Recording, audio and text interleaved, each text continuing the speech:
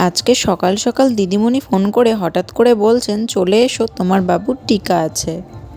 আমিও তেমনি বেশি দেরি না করে তাড়াতাড়ি করে চলে গেলাম আশা দিদিদের ক্যাম্পিং এরিয়াতে। যে এলাকাতে আজকে আশা দিদিরা ক্যাম্পিং করছিলেন সেখানটাতেই আমি সঙ্গে সঙ্গে গিয়ে হাজির।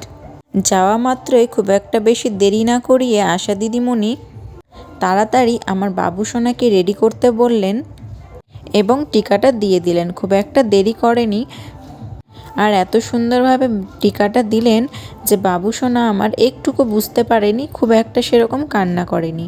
বাকি বাচ্চাদের দেখছিলাম খুব কান্না করছিল, কিন্তু আমার ছোট্ট সোনাটা চুপচাপ ঘুমিয়েছিল, যেন কিছু বুঝতেই পারেনি। কিছুক্ষণ বসে থাকার পরেই বাবাকে ফোন করলাম গাড়ি পাঠানোর জন্য। বাবা এদিকে একটা টোটো কাকুকে পাঠিয়ে দিলেন। তারপরেই আমরা টোটোতে চেপে বাড়িতে চলে এলাম। তো বন্ধুরা, আজকের মিনি ব্লগটা এখানেই শেষ করলাম। দেখা হচ্ছে পরবর্তী ভিডিওতে। ততক্ষণের জন্য সুস্থ থেকো।